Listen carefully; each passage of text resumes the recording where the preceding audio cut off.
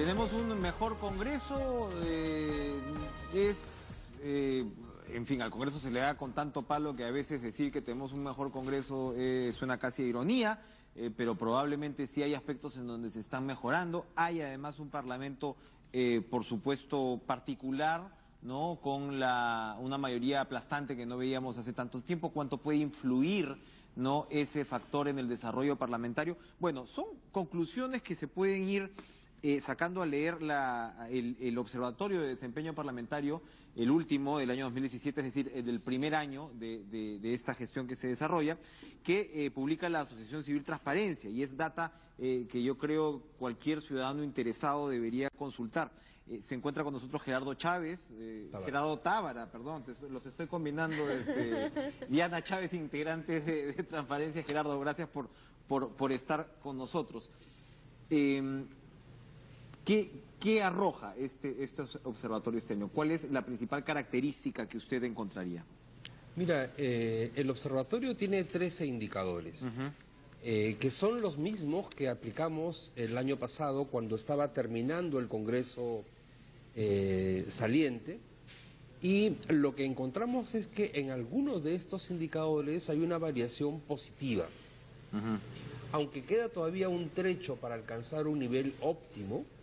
Por ejemplo, mejora la puntualidad en la asistencia a las sesiones del Pleno. Eso mejora de manera significativa, hay que decirlo. Hay un buen grupo de congresistas, más de la mitad, que tiene 100% de asistencia o cercana al 100% de asistencia a las sesiones del Pleno. Mejora también la presentación de los informes de semana de representación. Todos sabemos que una semana cada mes los congresistas se suspenden las sesiones en comisiones y en pleno para que los congresistas vuelvan a sus regiones. Ahora, sí. Sí, no, te decía que mejora también un tema al que a veces no le prestamos mucha atención, pero que en este tiempo es muy importante: el uso de las redes sociales para comunicarse con la población. Solamente 4 congresistas no usan Twitter, 6 congresistas no tienen cuentas de Facebook. Eso es bastante significativo, un mayor número de parlamentarios y parlamentarias a los cuales las personas pueden hacer seguimiento a través de un smartphone, ¿no?, o de una computadora, de una cuenta de Twitter, de una cuenta de Facebook. Es importante también. Ahora, les voy a pedir un paréntesis porque tenemos información en vivo con el ministro de Educación. Vamos a regresar, pero les cuento antes de este paréntesis que son congresistas como Johnny Lescano, Jorge del Castillo, Luciana León, Mauricio Mulder, los que más seguidores tienen en las redes sociales. Vamos a ir desarrollando este tema, pero hacemos este breve paréntesis. Vamos con información en vivo. Adelante. Ámbito parlamentario, Gerardo Tábara, secretario general de Transparencia, Diana Chávez, integrante del equipo de Transparencia que ha coordinado este observatorio del desempeño parlamentario. Hacíamos una primera revisión que tenía que ver con una mejor asistencia al Pleno. Diana, pero lo que nos inquieta es que no hay información sobre la asistencia a las comisiones ordinarias, a diferencia de otros observatorios. ¿Qué ha ocurrido? El Congreso no ha alcanzado esta información. ¿Por qué? El año pasado tuvimos acceso a esta información. El Departamento de Comisiones incluso nos envió la asistencia sistematizada de todas las comisiones ordinarias. Este año no ha sido posible. Nosotros primero siempre buscamos si es que la información ha sido colgada y está completa y ha sido publicada de manera oportuna en la página web del Congreso. No encontramos los registros de asistencia. También intentamos extraer la información de las actas que cada comisión cuelga al término de sus sesiones, pero las actas tampoco estaban actualizadas. Incluso algunas comisiones, me parece que solo la agraria estaba actualizada al momento de nosotros descargar la información, y había algunas que no tenían información a junio de este año de todo el año, ¿no? Eso quiere decir que hemos entrado a un terreno más laxo. Gerardo, dirías tú, con respecto al control de las asistencias en las comisiones. ¿Qué ha pasado ahí? Yo creo que puede haber un cuello de botella en el área informática, digamos, ¿no?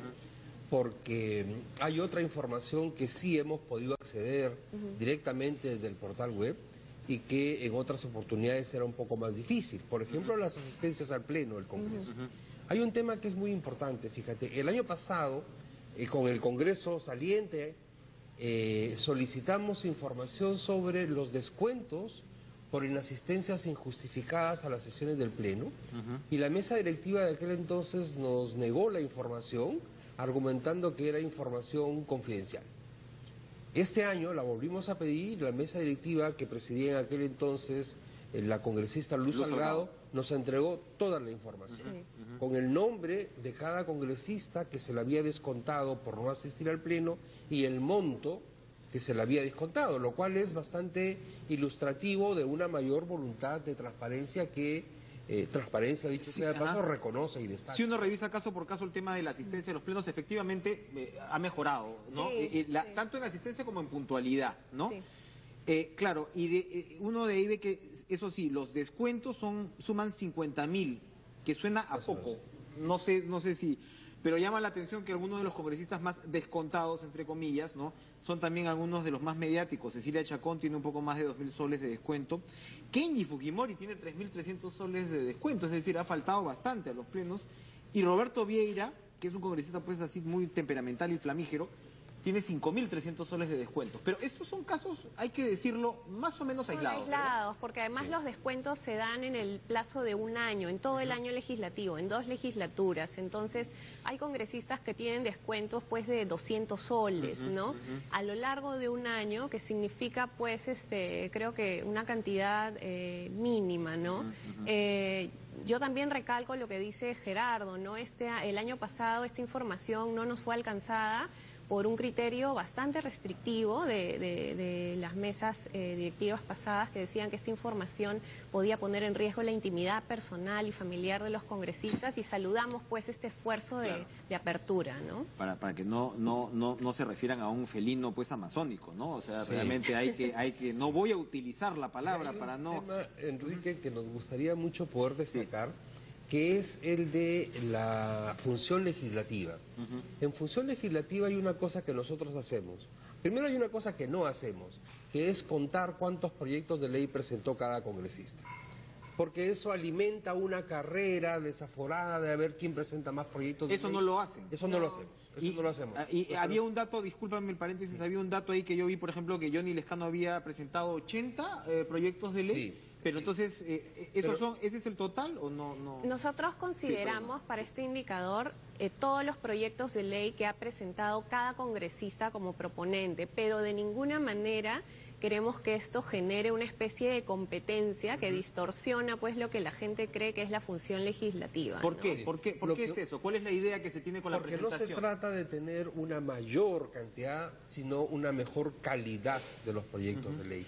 Y lo que incluimos como un indicador ahora es si es que esos proyectos de ley, antes de ser presentados, fueron consultados con algún sector de la población, con alguna institución pública o privada. Lo cual es una costumbre sana. Lo cual es una costumbre muy sana, porque si no lo que tienes es un proyecto hecho en el escritorio de un asesor o de un congresista y no necesariamente en diálogo con colegios profesionales, gremios empresariales, sindicatos, comunidades de la región a la cual represento. Nos parece que un indicador de calidad de un proyecto es que éste haya sido dialogado antes de ser presentado. Y allí, en el periodo anterior, solo 3% de proyectos habían sido consultados. Ahora, 22% de proyectos presentados han sido consultados, insisto, antes de su presentación. Pero si ahí hablamos de una cultura, digamos, de transparencia, de escuchar también a los actores sociales, también podemos hablar del riesgo que puede entrañar el tema de la gestión de intereses no regulada. No me refiero al tema de las consultas, me refiero al tema de las declaraciones juradas de intereses que ustedes registran también. Esto fue una recomendación de la comisión presidencial encabezada por el ex defensor del pueblo, por Eduardo Vega, pero claro, solamente 10 congresistas han presentado sus declaraciones juradas de intereses. No es obligatorio, pero debería ser. Sí, es una buena práctica en realidad. Nosotros agrupamos dentro de los 3 indicadores, buena práctica en realidad. Nosotros agrupamos dentro de los 3 indicadores que componen el observatorio, indicadores que se refieren exactamente a artículos del reglamento del Congreso, o sea que los hace obligatorios en realidad, y otros indicadores que se refieren a buenas prácticas. Una de ellas, por supuesto, la presentación de declaraciones juradas de intereses. Y sí, al cierre de este reporte del primer año legislativo, este periodo, teníamos 10 declaraciones juradas de intereses de congresistas y un par de semanas después... Nueve, hay que decir, los 9 de la bancada oficialista, ¿no? Sí, y uno de Fuerza Popular, congresista Juan Carlos del Águila. Y hemos recibido en el término, entre el cierre de este reporte y estos últimos días, 2 declaraciones más. Esa es una, yo creo que es un tema fundamental. Sí, es clave. En realidad son 12, como dice Diana, al cierre del informe teníamos 10, luego llegaron 2, del congresista Olaechea, que en realidad lo presentó cuando asumió el cargo de ministro de Estado, y de la congresista Úrsula Letona, que nos lo hizo llegar cuando esto ya se encontraba en imprenta. Entre los que sí han entregado también está Mercedes Arauz, que es la nueva presidenta del Consejo de Ministros, y Carlos Cruz, que también es ministro. Así es. ¿no? Sí, también, pero ya lo habían entregado, antes como congresistas, exacto. Ahora, el tema de... Vemos que hay una mejor asistencia al Pleno, una mejor puntualidad. O sea, otra vez recordamos, hay todavía preguntas con respecto a la asistencia en las comisiones ordinarias, pero esto, Gerardo, contrasta con momentos muy mediáticos. Vimos la interpelación a la ministra Martes y, como ella misma lo ha dicho, fueron 40 gatos. Hay otros momentos de debates importantes donde se ha visto interpelaciones a ministros particularmente, donde se ha visto que se presiona mucho para que se dé esta y luego la puesta en escena es bastante pobre. ¿Qué nos dice esto? ¿Esto hay un registro de ello? Fíjate, de acuerdo al reglamento, se toma asistencia en 2 momentos. Al inicio de la sesión plenaria, si fue citada a las 9 se pasa asistencia, y luego se pasa asistencia antes de cada votación de un proyecto de ley. O sea, yo puedo firmar, quitarme un rato, en fin, irme a tomar el café o lo que sea y regresar a la hora de la votación. Sí, se podría hacer, ¿verdad? Y luego, antes de cada votación, se vuelve a pasar asistencia. Esas asistencias en las votaciones son las que se computan para los descuentos en la remuneración. Pero cuando no hay votación, por ejemplo, la exposición del Premier sobre el proyecto de ley de presupuesto de la República, la interpelación a un ministro o ministra de Estado, no se controla la asistencia durante la sesión, se controla solo al inicio. Entonces, por eso es que a veces uno enfoca y ve que hay muchos asientos vacíos, dice, bueno, aquí hay alguna sanción, el reglamento no ha estipulado, se podría mejorar. El presidente, la presidencia del Congreso tendría la facultad de decir en algún momento pasemos asistencia para terminar, Diana, el tema de la presión interpelatoria a los ministros. Ese no es, claro, exactamente un dato que esté, pero ¿cómo podríamos llegar? Me han soltado números algunos congresistas de que esa presión interpelatoria, no la presión de censura necesariamente, pero la presión de interpelación y de asistencia de los ministros al Congreso, que en principio está bien, ellos tienen que ir a responder al Parlamento por su trabajo, pero me decían que es aproximadamente el doble del gobierno anterior. En un año normal dice que se registraban unas 70, 75 visitas de ministros. Ahora esto llega a las 160 o quizás un poco más. ¿Se ha podido encontrar algún tipo de información al respecto? Mira, yo creo que en realidad puede ser un factor a incluir en futuras evaluaciones, ¿no? Nosotros aquí no hemos incluido mecanismos para monitorear el ejercicio de la función de control político.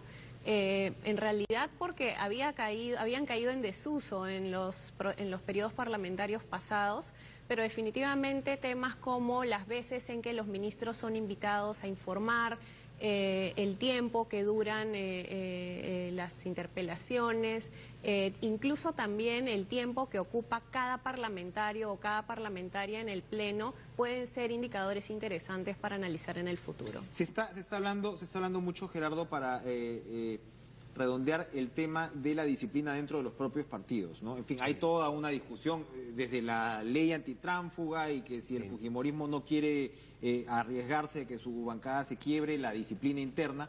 Y ahora, bueno, Kenji Fujimori y Yesenia Ponce, por ejemplo, son dos congresistas que han sido sometidos de nuevo. Ayer el congresista Tubino nos reconoció la posibilidad de que Kenji Fujimori fuera expulsado de la bancada, lo cual pues sería pues inédito.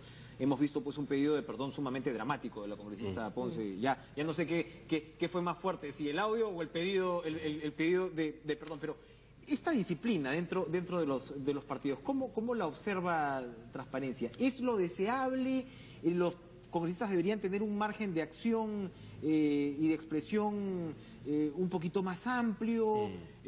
Fuerza Popular tiene las riendas muy ajustadas. ¿Cómo observa? Yo creo esa que situación? es deseable que los grupos parlamentarios tengan reglamentos y que estos reglamentos sean conocidos. Parte de lo que viene en la sentencia reciente del Tribunal Constitucional es que los reglamentos de los grupos parlamentarios deberían estar colgados en el portal del Congreso para que lo conozcan no solamente los que integran ese grupo, sino todas las personas, ¿no? Perfecto. Y sobre esa base uno puede evaluar la disciplina parlamentaria. Esa disciplina tiene que tener algún marco. Ese marco es el reglamento de cada Patricia grupo Donaire se quejaba parlamentario. de que el reglamento ni siquiera era conocido o había sido votado por Yo todos creo los que congresistas, se ¿no? necesita, está muy bien que se haya planteado la figura de un reglamento de bancadas, hay que ver cómo mejoramos esa figura.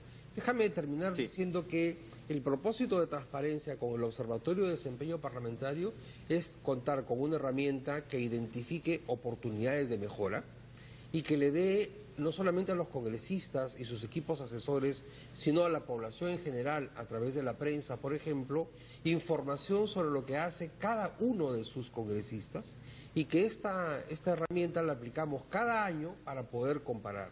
De manera que el próximo año, por esta temporada, esperamos poder visitarte nuevamente para informarte Aquí los esperaremos. cuánto varió en el segundo año. De Vamos a poder gestión comparar de ya los congresistas. dentro de un Sí. mismo gobierno, ¿no? Que es Dentro de fundamental, ¿no? una hora aproximadamente podrá accederse a esta información a través del portal web de transparencia. Ese portal web sí está totalmente actualizado. Bueno, sí. Sumamente útil. Hacemos todo lo posible. Sí, les agradecemos, Gerardo Tábara, secretario general de Transparencia, Diana Chávez, integrante del equipo de Transparencia, porque realmente esto es pues hard data, ¿no? Acá no hay adjetivos, ni no hay estos son los datos tal cual, y esperamos, Y ¿no? es fuente oficial. Y una sí. cosa, Enrique, en realidad algo que nos gustaría anunciar también es que vamos a liberar la base de datos de este reporte, porque nos parece también un insumo súper valioso para estudiantes, académicos, etcétera, para que puedan retrabajar la información. Excelente también. noticia. Todos los interesados, entonces, entren a la página web de Transparencia. Gracias, Gerardo y Gracias, Diana, por gracias. acompañarnos esta mañana.